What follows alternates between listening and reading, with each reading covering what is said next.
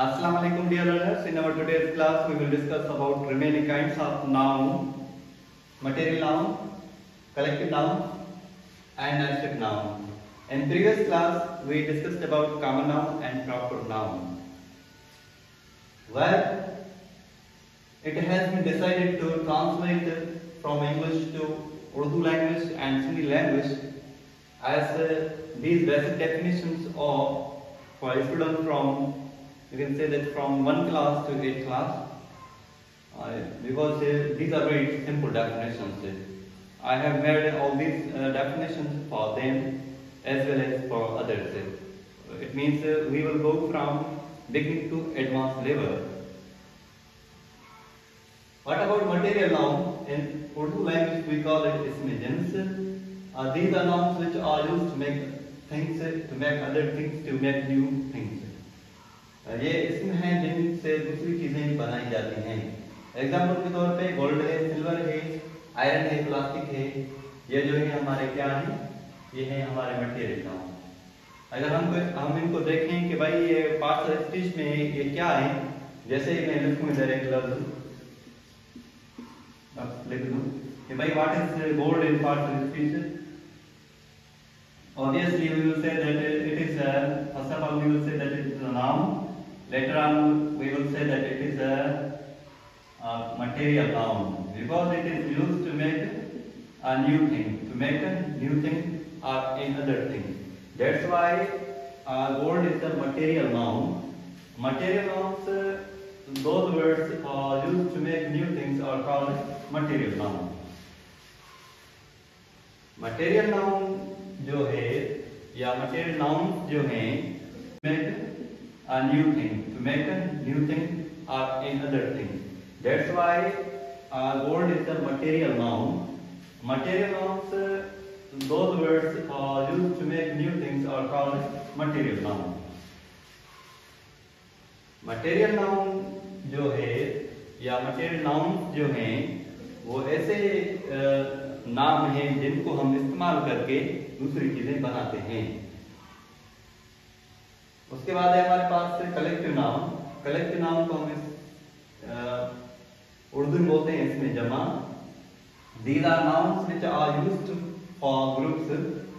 ये इसम हैं या ये नाम हैं जो हुजूम के लिए इस्तेमाल होते हैं। हुजूम के लिए कैसे? जैसे हम कहते हैं कि भाई एक लफ्ज हो और सारों को जो है ना रिप्रेजेंट करे, रिप्रेजेंटेटिव बने, तो उसको हम क्या बोलेंगे? कलेक्टिव नाउन बोलेंगे। देखते हैं इसके एग्जांपल्स इधर लिखिए। अगर हम लिखें इधर आर्मी, भाई आर्मी में जो है आपके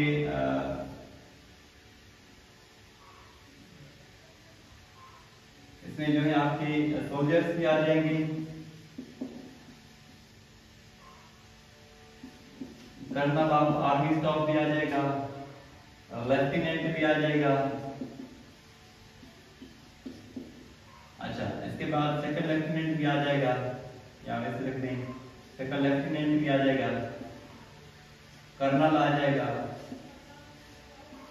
वगैरह वगैरह जो भी इसके एग्जाम में सारे इसमें आ जाएंगे। तो ये हमारा क्या बनेगा? आर्मी बनेगा। जिस तरह हम कहते हैं कि भाई पाकिस्तान आर्मी में तो ये सारे आ जाएंगे ना, जो भी पर्सनल हैं वो सारे आ जाएंगे, जो भी हैं वो आ जाएंगे। तो इस वजह से पुलिस हम कहते हैं, पुलिस में जो है आपका डीआईजी आ जाएगा, आईजी आ जाएगा। उसके बाद जो भी कांस्टेबल होते हैं पुलिस में या एसएचओज होते हैं, जो भी होते हैं वो आ जाएंगे। अच्छा, उसके बाद है हमारे पास असेंबली। असेंबली में हमारे पास ना उधर अगर हम कहते हैं कि भाई इसमें स्टूडेंट्स भी आ जाएंगे, स्कूल असेंबली, इसमें स्टूडेंट्स भी आ जाएंगे, टीचर्स भी आ जाएंगे, मेल फीमेल। अगर हम किसी और जगह पे इसको हम इस्तेमाल करें, असेंबली जिस तरह से असेंबली सेनेट में होती है, तो उधर जो है जो भी मुद्रा होते हैं वो सारे आ जाएंगे। तो इसको हम क्या बोलते हैं? collective noun. Collective noun are those words, those nouns which represents to the groups of people, groups of the things is called collective noun. What about abstract noun? Abstract noun basically these are words which are used, which are felt only. ये ऐसे अल्फाज होते हैं, इसके साथ ऐसे अल्फाज होते हैं जिनको हम सिर्फ महसूस ही करते हैं, कभी छू नहीं सकते। अगर हम कहते कि भाई गुस्सा, गुस्से को हम छू नहीं सकते। अगर कहते भाई खुशी, खुशी को हम छू नहीं सकते। तो इधर हमने इसके एग्जाम्पल लिखते हैं। एक है हमारे पास air. Air is a word, ये ऐसी चीज को, एयर जो वर्ड है ये ऐसी चीज को रिप्रेजेंट करता है जिसको हम कभी छू नहीं सकते। तो इसको हम क्या बोलेंगे? हम इसको जो है ना मटेरियल नाउन या कलेक्टिव नाउन नहीं बोलेंगे, लेकिन हम इसको क्या बोलेंगे? एब्स्ट्रैक्ट नाउन बोलेंगे, क्योंकि इसको हम छू नहीं सकते, हाथ नहीं लगा सकते। जिस तरह से दूसरा वर्ड लिखा हुआ है इधर परफ्यूम। परफ्यूम ये ऐसा जो है ना वर्ड है जिसको हम कभी छू नहीं सकते। जब आप परफ्यूम लगाते हैं, क्या आप छू सकते हो परफ्यूम को?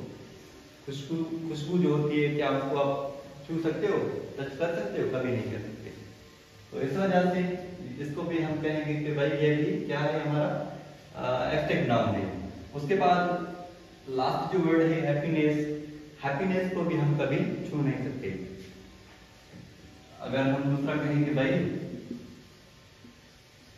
किंगडम, क्या हम इसको छू सकते हैं? कभी नहीं। अगर हम कह दें कि भाई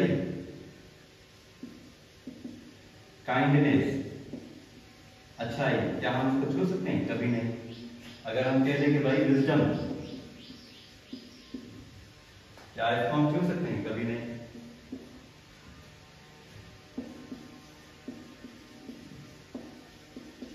अगर हम इधर कह दें कि भाई ब्यूटिलिटी, क्या हम इसको छू सकते हैं? कभी नहीं। तो ये जो अल्फाज हैं, लफ्ज हैं, ये कौन सी कैटेगरी में जाएंगे? नाउन की। कौन सी इकसाम की कैटेगरी में जाएंगे? बिल्कुल, ये जाएंगे एब्स्ट्रैक्ट नाउन में जाएंगे। इनका जो अबू है ना, वो कौन है? एब्स्ट्रैक्ट नाउन है। ये सारे बच्चे हैं। हाँ, ऐसे ऐसे याद कर लो। तो आज के लिए इतना ही काफी है। I hope that this video will be beneficial to the beginners, and inshallah in next video we will discuss about kinds of pronoun.